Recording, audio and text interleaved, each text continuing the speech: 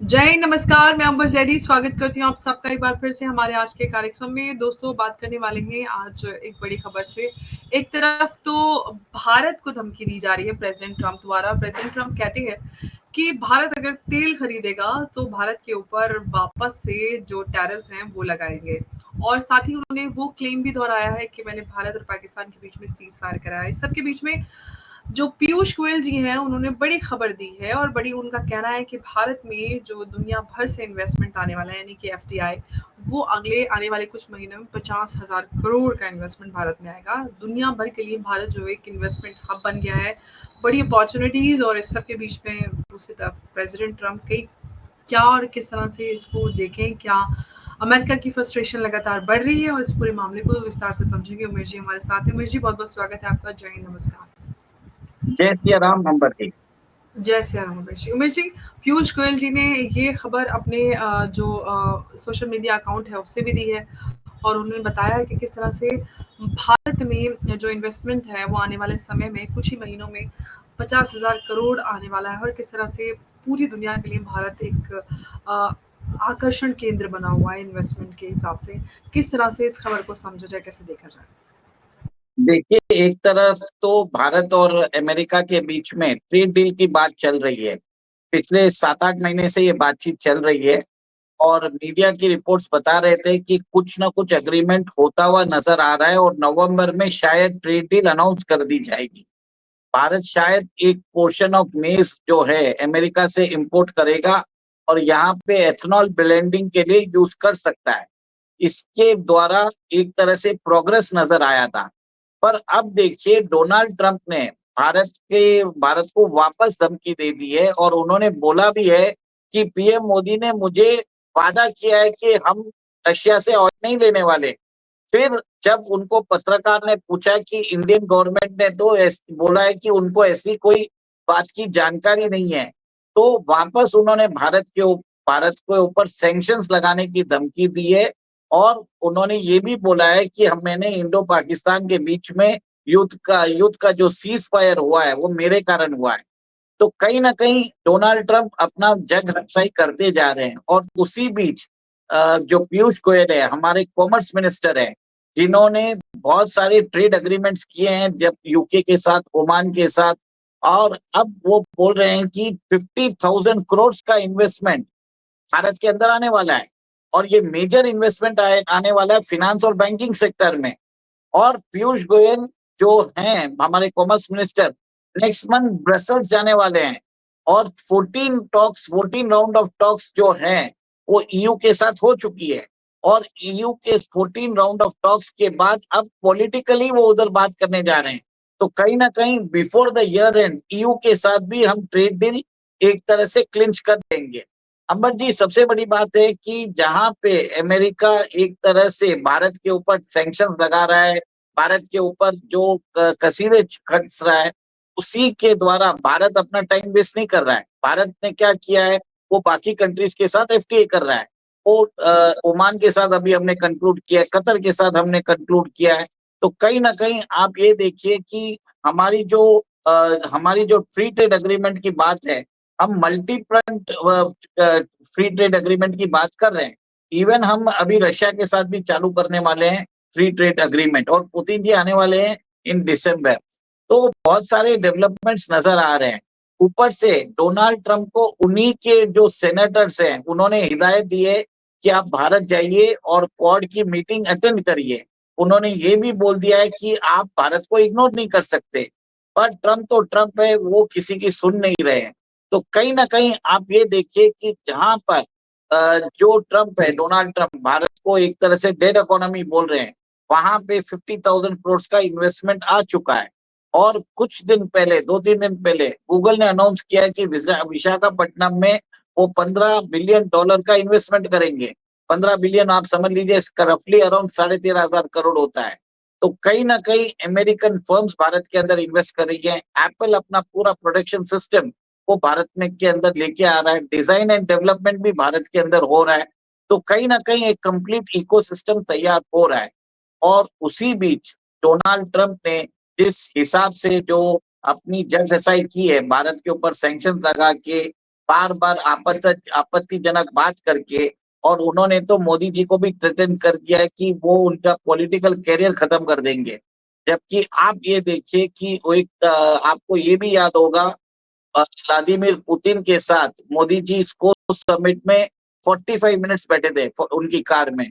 तो क्या Donald Trump ने मोदी जी को जान से मार डालने की धमकी दी है? देखिए, कुछ भी हो सकता है, क्योंकि डोनाल्ड ट्रंप की बात का अगर आप समझ जाइए, बहुत सारे मतलब निकाल सकते हैं। और ये जो डेवलपमेंट्स है, इसमें आप ये देखिए कि भारत के अंदर जो मोदी जी ने जो रिफॉर्म्स कर रहे हैं, स्टेबिलिटी आ रहा है, रिफॉर्म ओरिएंटेड है, जिसके कारण even in the time of crisis, जहाँ पे ग्लोबली एक तरह से लोगों के पास पैसे नहीं है, Bharat has remained as a preferred investment preferred investment destination for companies around the world. सबसे बड़ी बात ये है। और एक चीज है, भारत ने अपना एक्सपोर्ट्स भी बढ़ाया है। 6 to 7% हमारा एक्सपोर्ट बढ़ा है। ठीक है, मैं मानता हूँ हमारा इम्पोर्ट जो करंट अकाउंट डेफिसिट है वो भी बढ़ा है लास्ट मंथ, क्योंकि वो किसके लिए हुआ? तो जब से ज्यादा इम्पोर्ट हमने गोल्ड का किया है। फिर भी आज देखिए, भारत की जो 698 बिलियन डॉलर्स की जो फॉरेन एक्सचेंज रिजर्व है, वहाँ पे 100 बिलियन डॉलर्स का हमारे पास आज गोल्ड रिजर्व है।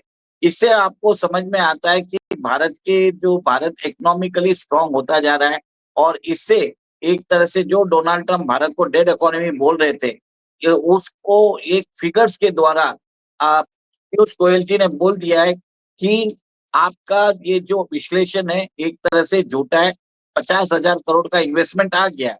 और उन्होंने ये भी बोला है, India does not negotiate from the point of weakness, it negotiates from the point of strength.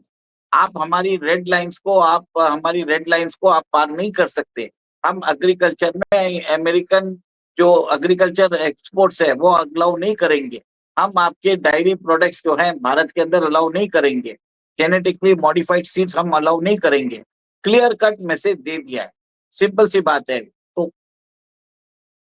तो मनीषी, ये कहा जाए अब कि जिस तरह से डोनाल्ड ट्रंप की तो खैर कोई भी बात भारत तो क्या ही सीरियसली लेगा, उनके खुद के लोग सीरियसली नहीं ले रहे हैं, इंक्लूडिंग यूएस। अगर हम उसकी कांग्रेस की बात करते हैं, वहां पर पूरी तरह से नाराजगी है, और जिस तरह की पॉलिसी प्रेसिडेंट ट्रंप ने अपनाई हुई है, और साथ ही साथ अब हम पूरे अमेरिका में भी देख रहे हैं कि ऑल अक्रॉस द कंट्री वहाँ पर प्रोटेस्ट नजर आ रहे हैं, लोग अपनी नाराजगी सड़कों पे उतरकर जाहिर कर रहे हैं। तो ऐसे में जो प्रेसिडेंट ट्रंप हैं, उनका ये रिपीटेड क्लेम कि मैंने भारत और पाकिस्तान के बीच में ये युद्ध में शांति स्थापित कराई, सीज फायर कराया, ये आखिर खत्म क्यों नहीं होके दे रहा है? मतलब क्या कहा जाए? और साथ ही साथ भारत का ये जवाब अमेरिका के लिए कितना बड़ा है? हम मतलब जो उनके झूठे बातों का जवाब एकदम जबरदस्त चांटे के साथ दे रहे हैं। देखिए, कुछ दिन पहले आईएमएफ की जो चीफ है उन्होंने भारत के रिफॉर्म्स की तारीफ की थी। आईएमएफ ने अपना जो आउटलुक है, जो ग्रोथ रेट है भारत की, जो पहले आंकलन किया था 6.4%, उसको रिवाइज किया है 6.6% से। इससे आप ये समझ लीजिए कि भारत के जो रिफॉर्म्स है उसका ग्लोबली उसका डंका बजता जा रहा है। ब्रिटेन जो है वो अपने आधार कार्ड के लिए उन्होंने लंदन विलय करने से मीटिंग की है, क्योंकि ब्रिटेन जो है अभी वो अपने नागरिकों के लिए ब्रिट कार्ड्स निकाल रहा है, जो आधार बेस्ड होने वाला है। सब लोग भारत की जो डिजिटल ट्रांसफॉर्मेशन है उससे एक तरह से सारा विश्व एक तरह से अचंभित हो चुका है। यूपीआई के थ्रू हम जो पेमेंट कर रहे हैं कुछ ही सेकेंड्स में, वो भी एक तरह से अमेरिका को समझ में नहीं आ रहा। हमारा रुपए कार्ड, मास्टर कार्ड और वीजा कार्ड से ज्यादा तो एक तरह से वॉल्यूम ऑफ ट्रांजैक्शंस कर रहा है। अभी हमारा जो रुपया है, जो अपना हमारा जो यूपीआई है, 8 से 9 देशों के अंदर वो एक तरह से उसका यूटिलाइजेशन हो रहा है। एक चीज देखिए, क्रेडिट रेटिंग एजेंसीज जो हैं, भले ही वो जापानीज क्रेडिट रेटिंग एजेंसीज हो या एसएमपी हो, उन्होंने भारत की रेटिंग बढ़ाई है और फिस्कल डिसिप्लिन के लिए भारत को सराहा भी है। देखिए, अभी हमारा करंट अकाउंट डेफिसिट 2% से कम रहने वाला है। इन्फ्लेशन आज एक तरह से काबू में है। सारे जो इंडिकेटर्स है वो भारत के फेवर में आ रहे हैं। तो कहीं ना कहीं भारत का एक चीज है, भारत की जो पर्सनल जो हमारी पॉपुलेशन है वो 60 to 70% जो हमारा आउटपुट है उसको डोमेस्टिकली कंज्यूम कर लेती है। तो कहीं न कहीं आप ये देखिए कि भारत का जो है it is resilient through for external stock shocks. मतलब कल अगर ग्लोबल इकोनॉमी में अगर कोई प्रॉब्लम भी आ जाता है, तो भारत का जो स्ट्रक्चर है वो उसको सह पाएगा।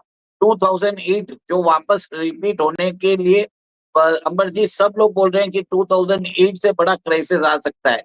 गीता गोपीनाथ ने बोल दिया है कि $35 ट्रिलियन का एक तरह से क्राइसिस आ सकता है। सेकंड आप ये देखिए जो पुतिन के एडवाइजर हैं, लास्ट मंथ उन्होंने बोला भी था कि कैसे यूएस अपना $37 ट्रिलियन ऑफ डेब्ट है, वो क्रिप्टो को यूज करेगा, उसको मिटाने के लिए। उसके अलावा $30 ट्रिलियन जो है चाइनीज सबप्राइम क्राइसिस है। अगर आप तीनों चीज जोड़ लो तो $100 ट्रिलियन का क्राइसिस वर्ल्ड में आने वाला है।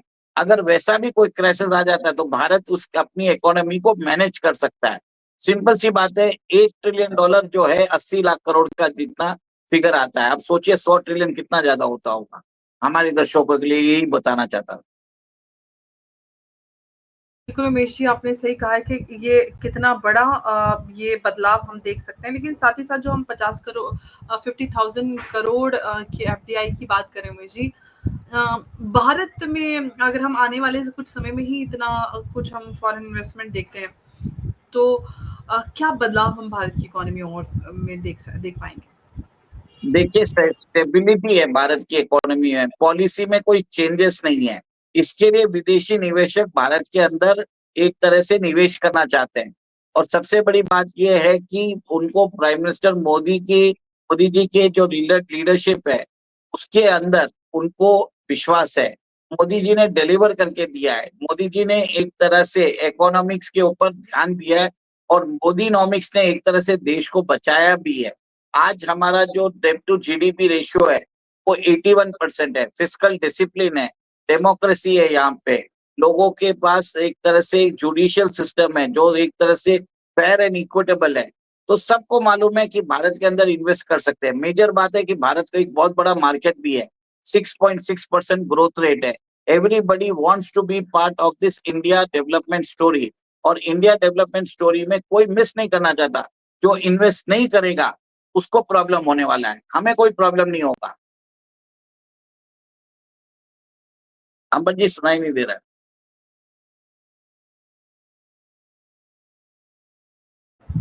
अंबर आवाज जी आ रही है सुनाई आपको नहीं भी? दे रहा। हाँ हाँ क्या आप सुन पा रहे हैं मुझे? जी। हाँ, तो सुन रहा हूँ। एग्जैक्टली ये तो हुआ कि क्या कारण है कि जो फॉरेन इन्वेस्टमेंट भारत में आ रहा है, लेकिन इन्वेस्टमेंट के बाद और क्या हम भारत की इकोनॉमी में बदलाव देखेंगे? देखिए भारत के अंदर अगर इकोनॉमी के अंदर इन्वेस्टमेंट्स आता है तो बाहर से टेक्नोलॉजी आएगा, वर्क प्रैक्टिसेस आएंगे, के कंट्रोल सिस्टम्स आएंगे और एक नया वर्क कल्चर आता है। हम भी हमारी जो एग्जिस्टिंग कंपनीज है वो जब फॉरेन कंपनीज को देखेगी वो भी अडॉप्ट करेगी, जिसके कारण एफिशिएंसी बढ़ेगा। ह्यूमन कैपिटल की अपस्किलिंग होने वाली है। देश के अंदर एक तरह से आप ये देखेंगे कि स्टॉक मार्केट बढ़ेंगे, क्योंकि कंपनी जब आएगी जब वेल्थ क्रिएट करती है तो टैक्सेस भी बढ़ते हैं, लोगों की इनकम भी बढ़ती है और लोगों की जब इनकम बढ़ती है तो गवर्नमेंट को भी टैक्सेस आते हैं। तो एक तरह से ऑल राउंड डेवलपमेंट होता जाएगा। ये बात मैं आपको बता रहा हूँ अंबर जी। हाँ, और अगर हम जो हमारे डोमेस्टिक पॉइंट ऑफ व्यू से बात करें, तो हमारे लोगों के लिए छोटे कारोबारी या फिर और क्या कुछ बदलाव और क्या सहूलतें हम देख पाएंगे? देखिए अभी समझ लीजिए डेटा सेंटर आता है गूगल का, तो डेटा सेंटर जो देश का डेटा देश के अंदर ही रहेगा। और कहीं न कहीं आप ये देखेंगे कि जो छोटे व्यापारी हैं, उनके लिए कस्टम मेड सॉल्यूशंस निकल के आने वाले हैं। कस्टम मेड सॉल्यूशंस जब आते हैं, तो आप ये देखेंगे कि उनकी सहूलियत के हिसाब से सॉल्यूशन डिज़ाइन करेंगे। अंबर जी सीधी-सी बात है कि अगर देश के अंदर इन्वेस्टमेंट आता है, तो इसका असर सबको फ़ायदा इसको मिलता है। अंबर जी? जी, जी, बिल्कुल, मैं आपकी आवाज़ सुन रही हूँ और यही मैं आपसे समझना भी चाह रही थी कि इन्वेस्टमेंट आ रहा है, क्या कुछ हम देश में लोगों को फ़ायदा और सहूलतें देख पाएँगे? क्योंकि अक्सर हम जब टीवी डिबेट्स में होते हैं और इसी तरह की सबसे ज़्यादा बात ये कही जाती है बेरोज़गारी, महँगाई है और युवा परेशान है, नौकरियाँ नहीं है, लोग सड़कों पर हैं, बेरोज़गार हैं, भूखमरी है। तो एक तरफ तो ये काम हो रहा है, दूसरी तरफ वो नैरेटिव। कैसे जो ये गैप है इसको हम ठीक कर सकते हैं लोगों तक सही जानकारी या फिर सही मायने में जो डेवलपमेंट हो रहा है, आपको लग रहा है कि वो लोगों तक पहुँच पा रहा है? देखिए, आज आप देखिए, अगर आप इंडियन रेलवेज़ में जाते हैं, 2 करोड़ लोग इंडियन रेलवेज़ में एक तरह से ट्रैवल कर रहे हैं। 10 साल और 11 साल में आप रेलवे स्टेशन आप जाते हो तो आप कायाकल्प हो चुकी है। वहाँ पे एलिवेटर्स, एस्केलेटर्स और रेस्ट रूम्स और इवन जो शौचालय हैं और भी ज़्यादा सुविधाएँ हैं, वो आप हमारे रेलवे स्टेशन पे देख रहे हैं। कोचेस को बदला जा रहा है, वंदे भारत ट्रेन चलाई जा रही है, एफिशिएंसी बढ़ाई जा रही है। तो कहीं न कहीं आप ये देखिए, रिफ़ॉर्म्स के आने से एक तरह से जब लोगों की इनकम बढ़ती है, तो वो बेहतर सुविधाओं के लिए डिमांड करते हैं और बेहतर सुविधाओं के लिए डिमांड करते हैं, तब सब लोगों के पास वो परचेज़िंग पावर रहता है। जिसके कारण आप ये देखें कि गवर्नमेंट अपनी जब सर्विसेज़ बढ़ाती है, तो उसको लेने के लिए लोग ऑलरेडी तत्पर रहते हैं। सबसे बड़ी बात ये है, आपको ये समझना पड़ेगा, इनडायरेक्ट बेनिफिट्स बहुत होते हैं। इससे हमारा जो डायरेक्ट एम्प्लॉयमेंट तो होता है, इनडायरेक्ट एम्प्लॉयमेंट बनता है, इकोसिस्टम बनता है, क्योंकि जितने लोग काम करते हैं, उनकी भी जो इनकम है, वो एक तरह से कहीं न कहीं यूज़ होती रहती है। पहले जो आदमी अभी सेकंड क्लास में जाता था, वो थर्ड एसी में जाता है। पहले जिसके पास टू व्हीलर होती थी, वो फोर व्हीलर में कन्वर्ट होता है। जो डोमेस्टिक प्रोडक्शन बढ़ता रहता है, कंज़म्पशन बढ़ता है और एक तरह से हम एक सेल्फ सस्टेनिंग इकोनॉमी बनते जाएँगे। कहा और भारत की इस ग्रोथ की और जो भारत ने जो बदलाव किए हैं और जो भी इम्प्लीमेंटेशंस किए हैं भारत की इकोनॉमी को मजबूत करने के लिए उसकी तारीफ लगातार जो ग्लोबल फाइनेंशियल इंस्टीट्यूशंस हैं उनके द्वारा की जा रही है। लेकिन जो हम प्रेसिडेंट ट्रम्प की बात करें तो उमेश जी, एक तरफ तो वो भारत से दूसरी एक तरफ ये खबरें आती हैं कि भाई डील ऑलमोस्ट फाइनल हो गई है और हो जाएगी, नवंबर तक सब हो जाएगा। दूसरी तरफ लगातार प्रेसिडेंट ट्रम्प का ये रेटरिक, कैसे स्थिति सामान्य होगी? क्या ऐसे ही चलता रहेगा जैसे कि उम्मीद की जा रही थी? इनफैक्ट पीयूष गोयल जी ने भी कहा था कि आने वाले 1-2 महीने में सब हो जाएगा, यानी कि नवंबर तक। और नवंबर भी बहुत ज़्यादा दूर नहीं है। देखिए, ट्रम्प जो है हमेशा this is a part of the negotiation tactics, वो भारत को धमकाते रहते हैं। एक्चुअली अगर देखा जाए तो चाइना के ऊपर भी उन्होंने 100% टैरिफ बोली थी और लास्ट फ्राइडे बोला था और इस फ्राइडे उन्होंने एक तरह से वो प्रपोज़ल अनवायबल है, खुद उन्होंने बैक ट्रैक हो चुके हैं। भारत भी एक तरह से पुशबैक दे रहा है। जब उन्होंने बोला है कि नरेंद्र मोदी ने उनसे बात की है और वादा किया है कि इंडिया ऑयल नहीं लेगा रशिया से। इंडिया ने अपनी ऑयल परचेसिंग बढ़ा दी रशिया से। हम daily 1.8 million barrels per day जो ऑयल है, हम रशिया से अभी लेते जा रहे हैं। हमने अपनी ऑयल परचेसिंग अक्टूबर में इंक्रीज़ की है। तो कहीं न कहीं होगा, टाइम लगेगा, शायद वो भी कुछ बोलेंगे, हम भी बोलेंगे, अल्टीमेटली होना ही है। उनको ज़्यादा ज़रूरत है, हमें ज़रूरत नहीं है। बिल्कुल और हालात तो हमें नज़र ही आ गए हैं और समझ में भी आ रहा है कि किसको कितनी ज़रूरत है और किसी एक्सपर्ट ने कहा भी है कि अमेरिका दुनिया के बगैर नहीं जी सकता, बल्कि दुनिया अमेरिका के बगैर जी सकती है और रह सकती है और सर्वाइव कर सकती है। वो हमें होता हुआ भी नज़र आ रहा है। लेकिन बात ये है कि अमेरिका के लीडर जो प्रेज़िडेंट ट्रम्प हैं, उनकी गलत पॉलिसीज़ का खमियाज़ा बेचारे आम लोगों को भुगतना पड़ रहा है क्योंकि सब कुछ जो भारी पड़ रहा है वो आम आदमी की जेब पर भारी पड़ रहा है और सबसे पूरे देश का ही नुकसान हो रहा है और फ़ायदा सिर्फ़ और सिर्फ़ ट्रम्प परिवार का है। अब देखते हैं कि ये जो चल रहा है ये कब रुकेगा और स्थिति सामान्य होगी और हम हालात नॉर्मल होते हुए देखेंगे। उमेश जी, आपका बहुत-बहुत धन्यवाद इस पूरे मुद्दे पर हमारे साथ चर्चा में जुड़ने के लिए। नमस्कार, जय हिंद, जय भारत। जय सिया राम। जय सिया राम।